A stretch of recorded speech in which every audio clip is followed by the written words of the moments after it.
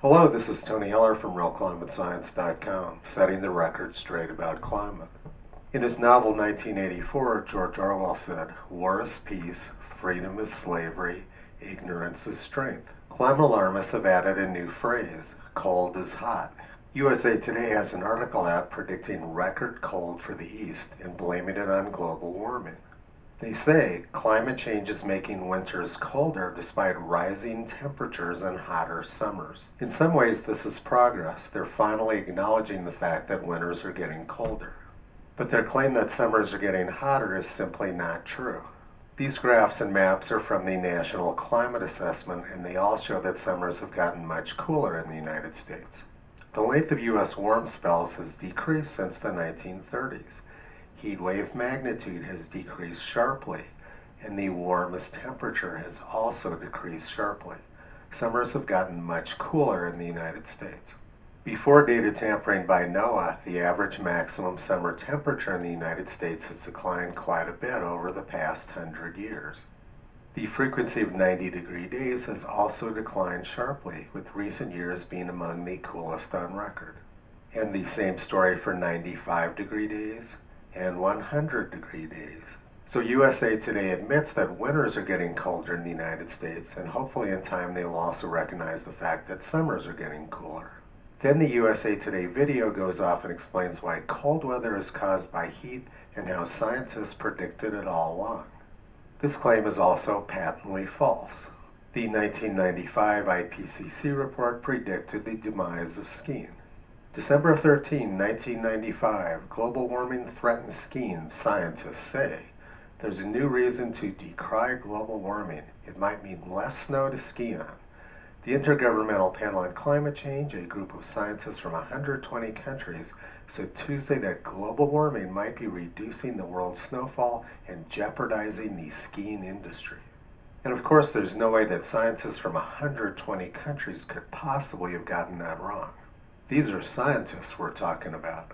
Then in their 2001 report, the Intergovernmental Panel on Climate Change said, milder winter temperatures will decrease heavy snowstorms.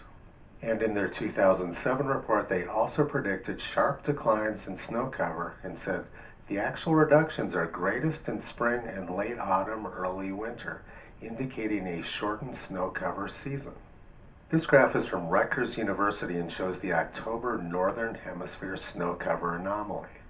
Every year but one since that 2007 IPCC report has been above normal. The scientists got it exactly backwards. Also from Rutgers University, autumn snow cover has been increasing in the Northern Hemisphere for the past 50 years. The IPCC scientists had absolutely no clue what they were talking about. We've been having incredible ski seasons here in Colorado, with this year again breaking the record for earliest opening at many ski areas. This is the Rutgers University graph for winter snow cover. As you can see, that also has been increasing for 50 years, and the record years have been occurring recently. This graph from Rutgers University shows the average snow cover for the entire year. Recent years have generally been well above normal, and snow cover has been increasing since 1988, when carbon dioxide levels reached 350 parts per million. Again, the IPCC scientists had absolutely no clue what they were talking about.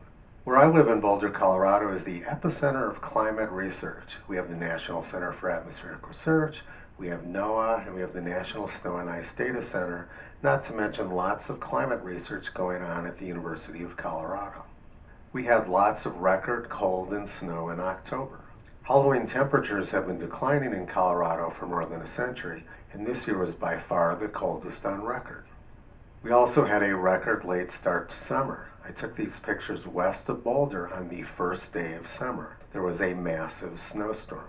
It would be good if climate scientists looked out the window once in a while rather than just staring at their climate models.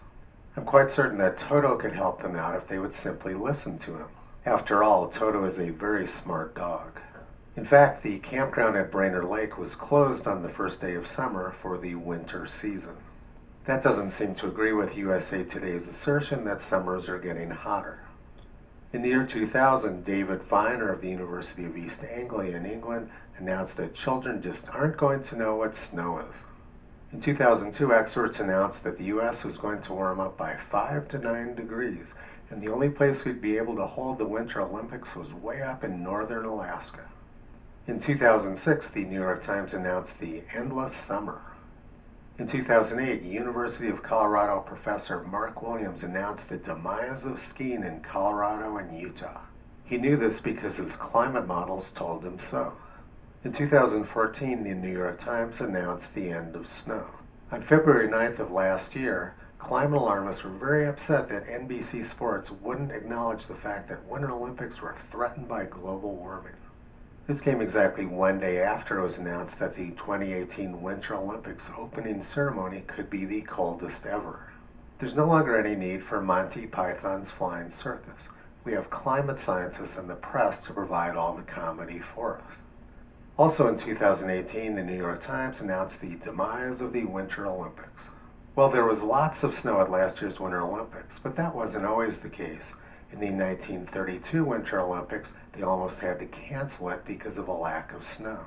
Los Angeles Times, January 16, 1932. Rain removes snow in Lake Placid area.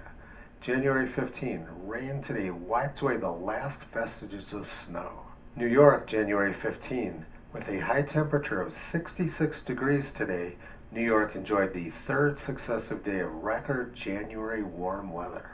Now let's move over to the West Coast. In 2016, the New York Times and Governor Jerry Brown of California announced the permanent drought.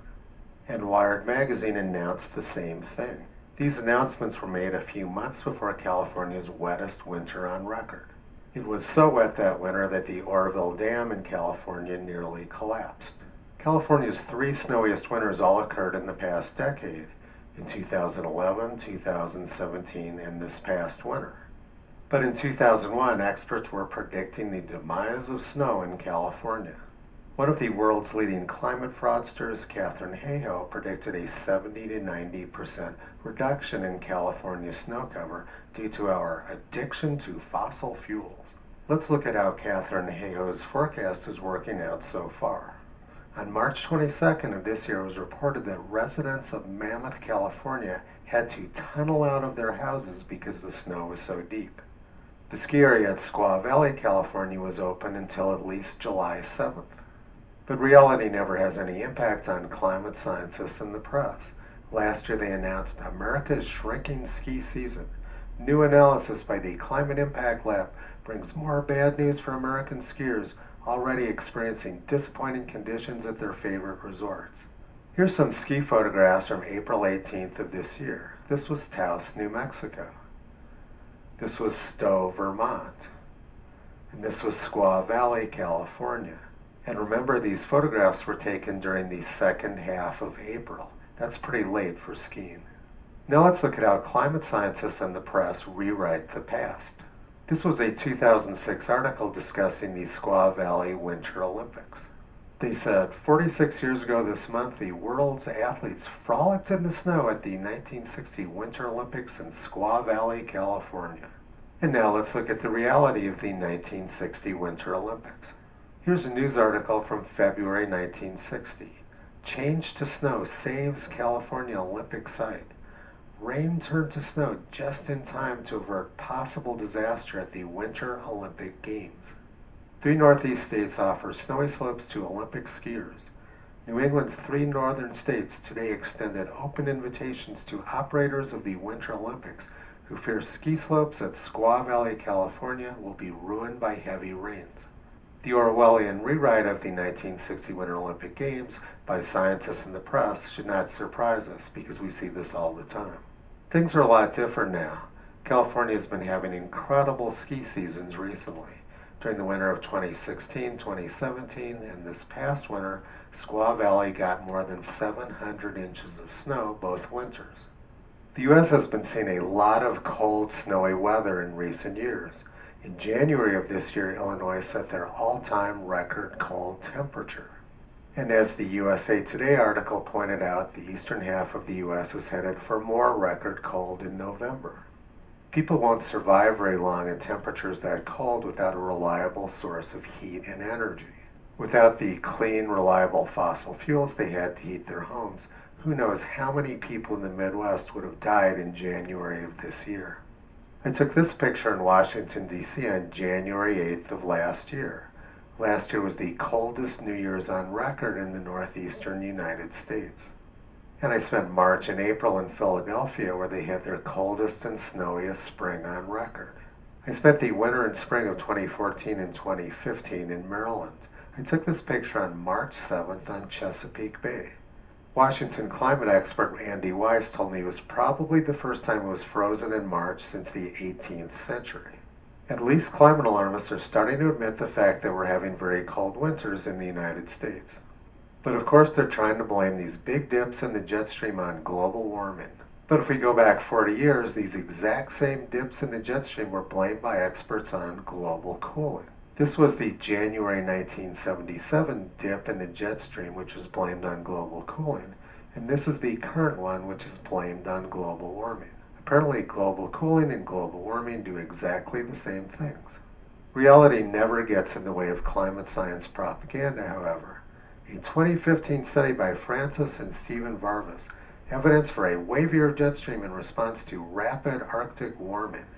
This is complete nonsense. In January of 1977, Arctic sea ice was near a century high. And it was so cold in the Arctic that Arctic air came down to Florida and it snowed in Miami.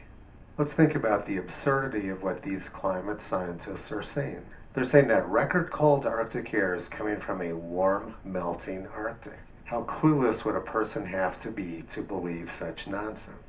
The scary thing is that they're using their Orwellian rewrite of history to induce panic.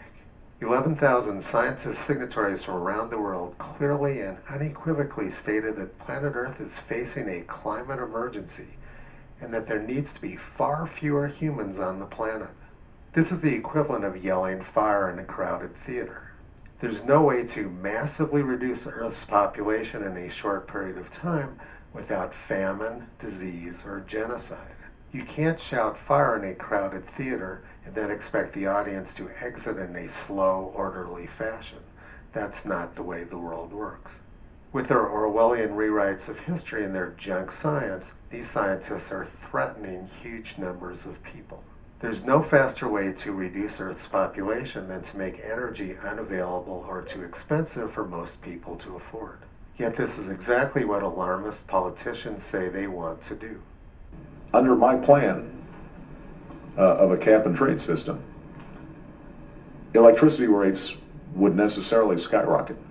Even, regardless of what I say about whether coal is good or bad, because I'm capping greenhouse gases, coal power plants, natural gas, you name it, whatever the plants were, whatever the industry was, they would have to retrofit their operations. That will cost money. They will pass that money on to consumers. These are dangerous times we live in, and the junk science from climate alarmists is right at the center of it. And many politicians in the press are aiding and abetting this effort to shut down the U.S. energy supply. We've seen this week in California with electricity unavailable. We've seen New York shut down fracking, and many other places are shutting down fracking too. This is the energy we depend on for our survival. And it's not just in the United States. Poor people in Germany are having to choose between eating and paying their energy bills as a direct result of green energy policies by the German government. There's still time to stop this insanity. We have a critical election coming up next year. Every sane person in the country needs to get involved and make sure that these climate lunatics are removed from office. Visit Toto on the web at realclimatescience.com. He's been pulling back the curtain on junk science and propaganda for a long time.